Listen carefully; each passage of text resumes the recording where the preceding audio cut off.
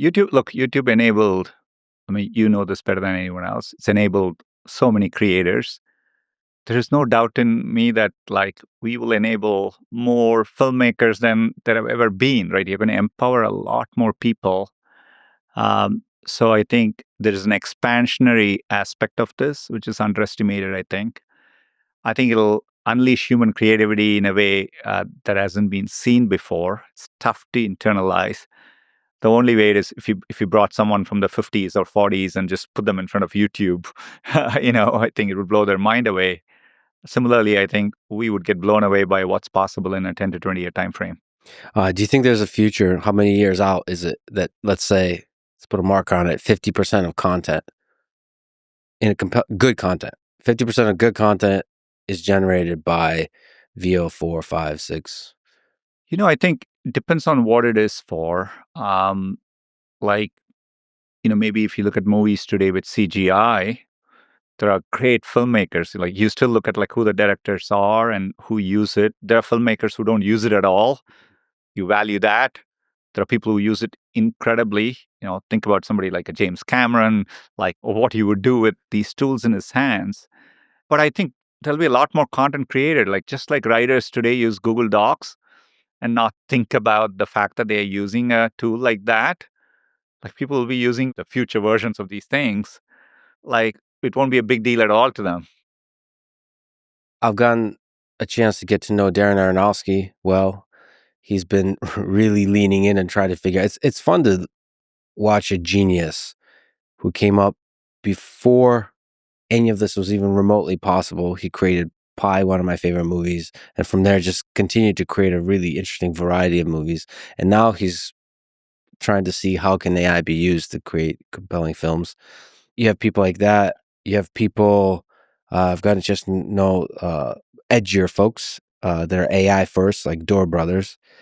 Both Aronofsky and Door Brothers create at the edge of the Overton window of society. They push, whether it's sexuality or violence. It's edgy, like artists are, but it's still classy. It doesn't cross that line, whatever that line is. Hunter S. Thompson has this line that the only way to find out where the line is by crossing it. And I think for artists, that's true. That's kind of their purpose. Sometimes comedians and artists just cross that line. I wonder if you can comment on the weird place that puts Google. Because Google's line is probably different than some of these artists. How do you think about specifically VO and Flow, about like how to allow artists to do crazy shit, but also like the responsibility of like not for it not to be too crazy? I mean, it's a great question. Look, you mentioned Darren, he's a clear visionary, right? Part of the reason we started working with him early on VO is he's one of those people who's able to kind of see that future, get inspired by it, and kind of showing the way for how creative people can express themselves with it.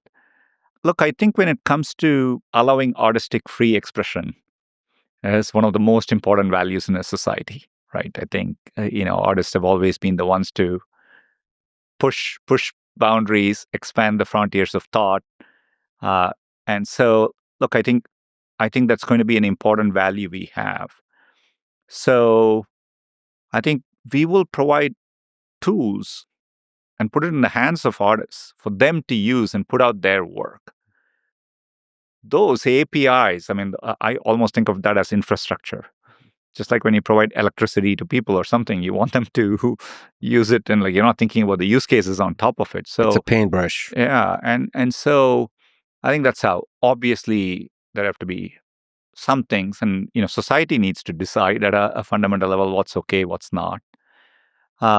We'll be responsible with it, but I do think when it comes to artistic free expression, I think that's one of those values we should work hard to defend.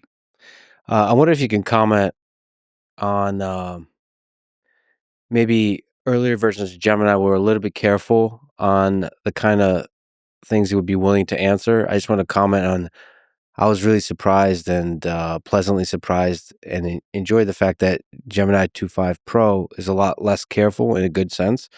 Don't ask me why, but I've been doing a lot of research on Genghis Khan and the Aztecs.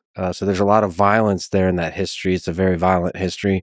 I've also been doing a lot of research on World War One and World War Two, and earlier versions of Gemini were very basically this kind of sense, are you sure you want to learn about this?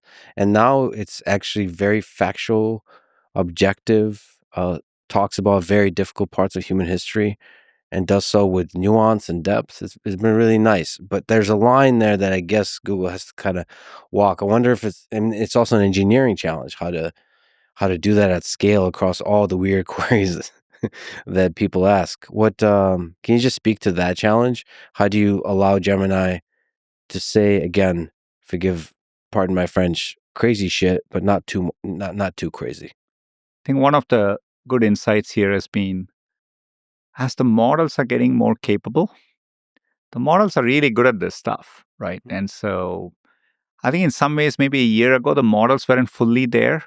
So they would also do stupid things more often. And so, you're trying to handle those edge cases, but then you make a mistake in how you handle those edge cases and it compounds. But I think with 2.5, what we particularly found is once the models cross a certain level of intelligence and sophistication, they are able to reason through these nuanced issues pretty Mhm. well. And I think users really want that, right? Like, you want as much access to the raw model as possible, right? But I think it's a great area to think about. Like, over time, you know, we should allow more and more closer access to it. Maybe obviously let people custom prompts if they wanted to, and experiment with it, etc. I think that's an important direction. But look, the first principles we want to think about it is, from a scientific standpoint, like making sure the models, and I'm saying scientific in the sense of like how you would approach math or physics or Mhm. something like that, from first principles, having the models reason about the world, be nuanced, etc.